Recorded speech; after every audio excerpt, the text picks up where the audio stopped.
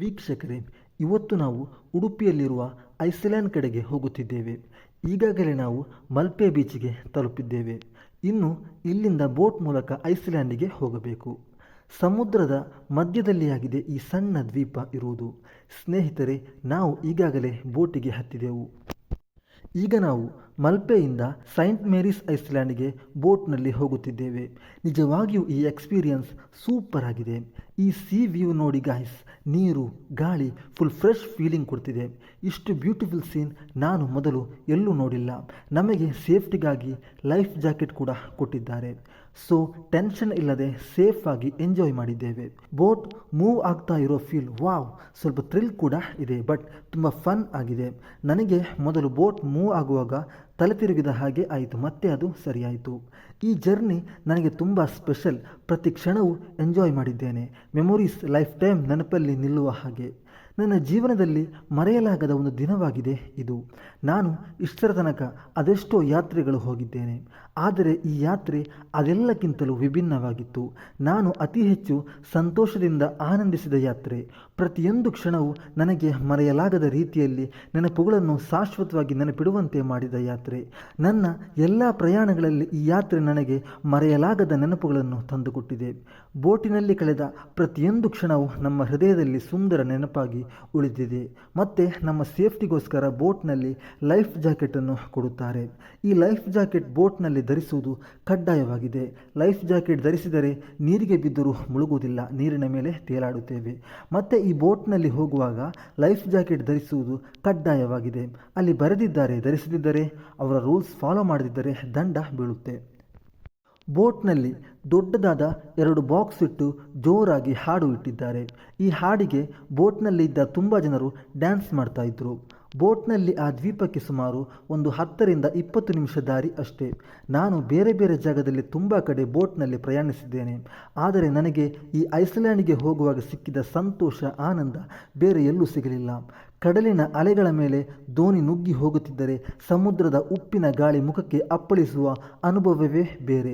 ಸುಮಾರು 10 ರಿಂದ 20 ನಿಮಿಷಗಳ ಈ ಬೋಟಿನ ಪ್ರಯಾಣದಲ್ಲಿ ಕಣ್ಣೆದುರು ಕಾಣುವ ಅರಬ್ಬಿ ಸಮುದ್ರದ ವಿಶಾಲತೆ ಮತ್ತು ಬಾನಿಗೂ ಸಮುದ್ರಕ್ಕೂ ಬೆರೆತ ನೀಲಿ ಬಣ್ಣದ ದೃಶ್ಯ ಮನಸ್ಸಿಗೆ ತುಂಬ ಮುದ ನೀಡುತ್ತದೆ. ಗೆಳೆಯರೇ, ಅರ್ಧದಲ್ಲಿ ಬೋಟ್ ಚೇಂಜ್ ಮಾಡುತ್ತಾರೆ. ಅರ್ಧ ತನಕ ಮಾತ್ರ ಈ ಬೋಟಿನಲ್ಲಿ ಹೋಗಬೇಕು. ನಂತರ ಅರ್ಧದಲ್ಲಿ ಈ ಬೋಟನ್ನು ನಿಲ್ಲಿಸಿ ಸಣ್ಣ ಬೋಟಿಗೆ ನಮ್ಮನ್ನು ಹತ್ತಿಸುತ್ತಾರೆ. ಹಾಗಾಗಿ ಇಲ್ಲಿ ಎಲ್ಲರೂ ಈಗ ದೊಡ್ಡ ಬೋಟಿನಿಂದ ಇಳಿದು ಸಣ್ಣ ಬೋಟಿಗೆ ಹತ್ತುತ್ತಿದ್ದಾರೆ. ಈಗ ನಾವು ಸಣ್ಣ ಬೋಟಿನಲ್ಲಿ ಐಸ್ಲ್ಯಾಂಡ್ ದ್ವೀಪಕ್ಕೆ ಹೋಗುತ್ತಿದ್ದೇವೆ.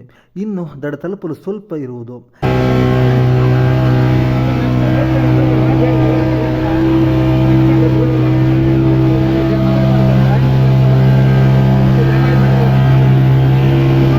ಗೆಳೆಯರೇ, ನಮ್ಮ ಬೋಟ್ ದಡ ತಲುಪಿತು. ಎಲ್ಲರೂ ಈಗ ದ್ವೀಪ ನೋಡಲು ಆತುರದಿಂದ ಬೇಗನೆ ಬೋಟಿನಿಂದ ಇಳಿಯುತ್ತಿದ್ದಾರೆ. ಕಾರಣ 1 ಗಂಟೆ ಮಾತ್ರ ಈ ದ್ವೀಪದಲ್ಲಿ ಇರಲು ಅವಕಾಶ. ಅದರೊಳಗೆ ದ್ವೀಪವನ್ನು ಸಂಪೂರ್ಣವಾಗಿ ಸುತ್ತಿಯಾಗಬೇಕು. ಗೆಳೆಯರೇ, ನಾನೀಗ ದ್ವೀಪದೊಳಗೆ ಬಂದಿದ್ದೇನೆ. ಇದುವೇ ಆಗಿದೆ ಸೈಂಟ್ ಮೇರಿ ಐಸ್ಲ್ಯಾಂಡ್, ಸಮುದ್ರದ ಮಧ್ಯೆ ಇರುವ ದ್ವೀಪ.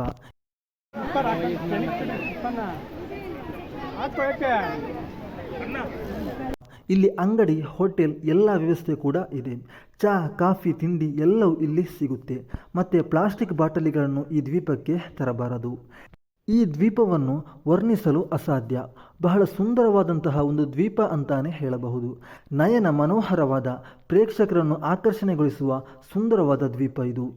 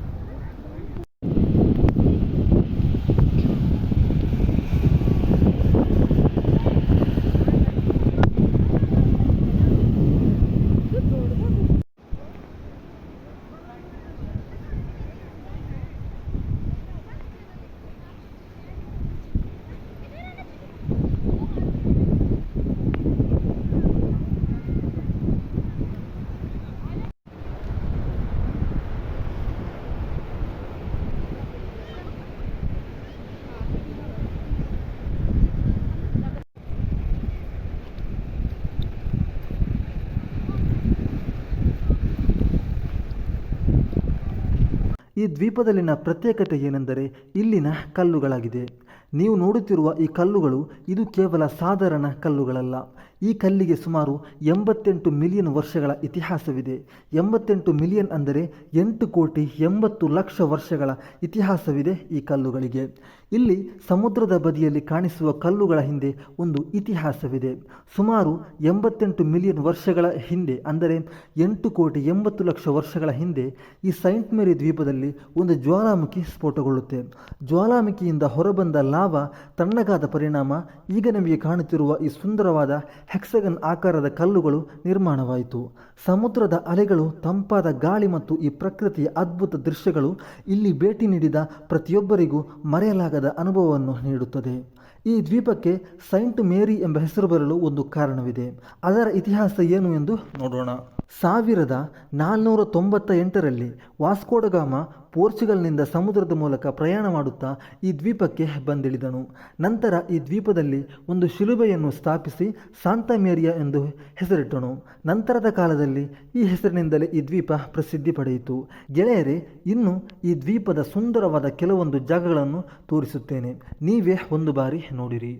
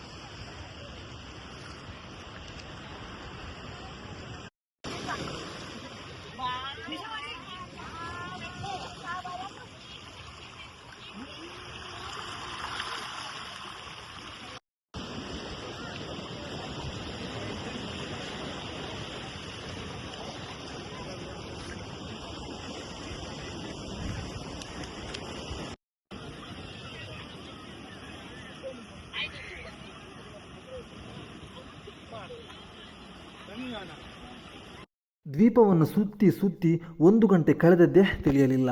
ಸ್ವಲ್ಪ ಹೊತ್ತು ನಿಲ್ಲೋಣ ಅಂತ ಮನಸ್ಸಾದರೂ ನಮ್ಮನ್ನು ಹೊತ್ತೊಯ್ಯಲು ಬೋಟೊಂದು ಬಂದು ಕಾಯುತ್ತಿತ್ತು.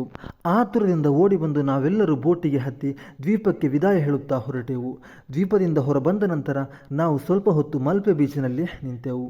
ನಾವು ಮಂಗಳೂರಿನವರು, ಕಡಲ ನಗರಿಯಲ್ಲೇ ವಾಸಿಸುವ ನಮಗೆ ಬೀಚ್ ನೋಡುವುದು ಒಂದು ದೊಡ್ಡ ವಿಷಯ ಅಲ್ಲವೇ ಅಲ್ಲ. ಆದರೂ ಬೀಚ್ಗೆ ಎಷ್ಟು ಬಾರಿ ಹೋದರೂ ಸಾಕು ಅಂತ ಅನಿಸುವುದೇ ಇಲ್ಲ. ಬೀಚಿನ ಬದಿಯಲ್ಲಿ ಸ್ವಲ್ಪ ಹೊತ್ತು ಕಳೆದು ನಂತರ ನಾವು ನಮ್ಮ ಊರಿಗೆ ಮರಳಿದೆವು.